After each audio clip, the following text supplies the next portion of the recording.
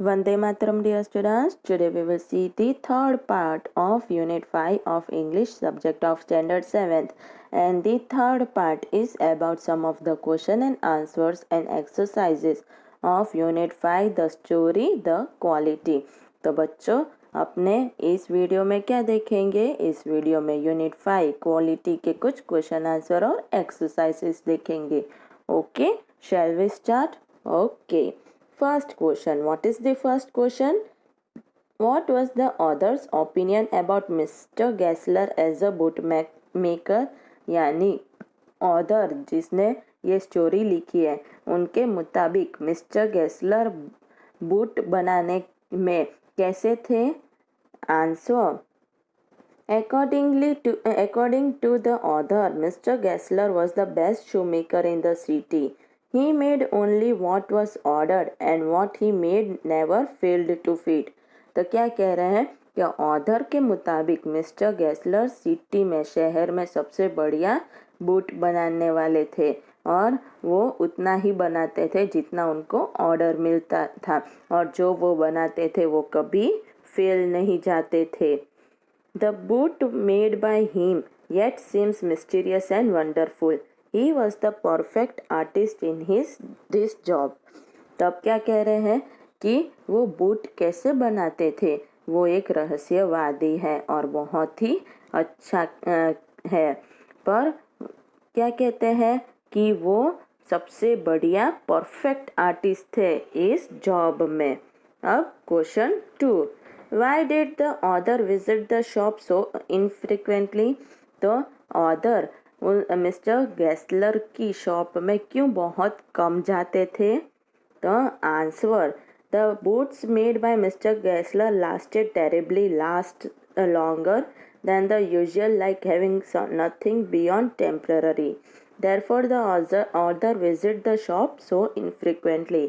यानी mister Gessler जो boot बनाते थे वो बहुत ही टिकाऊ थे, बहुत लंबे समय तक चलते थे, जो बाकी सारे चलते हैं उससे बहुत ज़्यादा.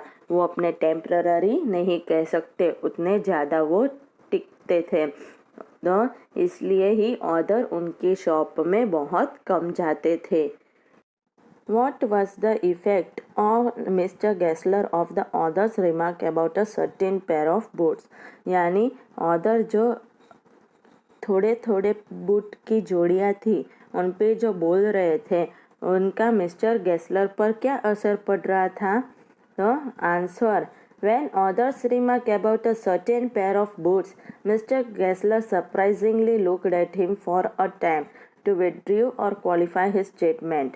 तो जब ऑथर उनके वो बूट के बारे में बोल रहे थे तो मिस्टर गेस्लर उनकी तरफ आश्चर्यजनक देख रहे थे कि वो अपना स्टेटमेंट बदल ले या फिर कह दे कि वो खुद गलत है. After that, he asked the author to get the pair back, and if he could do nothing of them, then he would take them off his bill. फिर उन्होंने ऑथर को बताया कि उनके वो बूट वो वापस लेके आए और अगर वो उनके साथ कुछ न कर सके तो वो फिर वापस रुपए दे देंगे बूट के. Question 4. What was Mr. Gessler's complaint against big firms? तो मिस्टर गेस्लर की बड़ी शॉप दुकानों के खिलाफ क्या कंप्लेन थी? तो answer. Mr. Gessler's complaint against big firms that they didn't have self-respect. यानी बड़े बड़े फर्म्स के पास कोई सेल्फ रिस्पेक्ट नहीं थी. They got their business by advertisement, not by work. Every year the sale of Mr. Gessler is getting less because of them and soon he will left with no job. तो वो कह रहे थे कि बड़े बड़े फर्म होते हैं, बड़े बड़े कंपनियां, वो सिर्फ एडवर्टीजमेंट करती है, काम नहीं करती है और उनके कारण वो मिस्टर गेस्लर को हर साल थोड़ा थोड़ा ही काम मिलता है और उनका काम घटता जा रहा है और वो थोड़े ही दिनों में बिना जॉब के हो जाएंगे, यानी बिना नौकरी के हो जाएंगे. अब question 5. Why did the author order so many pair of boots? Did he really need them? तो क्वेश्चन 5 क्या है कि ऑथर ने इतने सारे बूटों की जोड़ियाँ क्यों ऑर्डर की? क्या उनको सही में इतने की ज़रूरत थी? Answer: The author got shocked and filled with sorrow when he knew about the death of Mr. Gessler's elder brother. In order to help him, he ordered so many pairs of boots. No, he didn't really need them. तो author ने जब सुना कि mister Gessler के बड़े भाई की मौत हो गई थी तो वो शॉक में हो पड़ गए थे और उनको दुख लग रहा था, इसलिए उनकी मदद करने के लिए उन्होंने बहुत सारे बूट की जोड़ियों के ऑर्डर दिए थे और सही में उसको ज़रूर नहीं थे ऑथर को। राइट। अब नेक्स्ट एक्सरसाइज। तो नेक्स्ट एक्सरसाइज क्या है? Study the following phrases and there meaning. नीचे दिए हुए फ्रेजेस है उनको और उनके मीनिंग को पढ़ो। Use them appropriately to complete the sentence that follow. फिर इन सब को यूज करके आपको क्या करना है? नीचे दिए हुए सेंटेंसेस को कंप्लीट करना है। तो पहला क्या है? लुक आफ्टर यानी टेक केयर ऑफ, यानी लुक आफ्टर यानी ध्यान रखना। लुक डाउन ऑन यानी डिसअप्रूव और रिगार्ड एज इंफीरियर यानी छोटा महसूस होना या फिर सहमत नहीं होना। लुक इन यानी मेक अ शॉर्ट विजिट यानी बहुत ही कम बार आना, मुलाकात करना। लुक इनटू यानी इन्वेस्टिगेट, जांच करना। फिर लुक आउट यानी बी केयरफुल यानी ध्यान रखना। लुक अप यानी इम्प्रूव यानी बेहतर होना, सुधारा होना। लुक अप टू यानी एडमायर। लुक अप टू यानी कोई बात हो वो चाहिए वो। ओके, तब पहला सेंटेंस क्या है? After a very long spell of heat the weather is यानी बहुत ही धूप पड़ने की वजह से वेदर को क्या हो जाता है? Looking up at last. Right. तो पहले सेंटेंस में क्या आएगा? Looking up. फिर second, we have no right to look down on people who do small jobs यानी लुक डाउन आएगा सेंटेंस 2 में। फिर Nitin has always looked up to his uncle who is self made man. तो third में क्या आएगा? Looked up to. अब ये सारे वर्ड्स हैं जो फ्रेजेस, उनके मीनिंग तो आगे पढ़ ही लिए हैं। The police are looking into the matter thoroughly. तो क्या आएगा फोर्थ में? Looking into. तो चलो अब मुझे बताओ, आगे अपने बोले थे ना लुकिंग इनटू यानी क्या होता है? जांच करना। तो द पुलिस उस बात पे जांच बहुत अच्छे से कर रही थी। राइट। तो इस तरह ही समझ के करना है। अब next one, fifth one, if you want to go out I will look after the children for you. तो फिफ्थ में क्या आएगा? Look after. फिर sixth one, I promise to look in. तो सिक्स्थ में क्या आएगा? Look in on your brother when I visit the Lucknow next. फिर सेवेंथ वन, लुक आउट। तो लुक आउट सेवेंथ में आएगा when you are crossing the main road.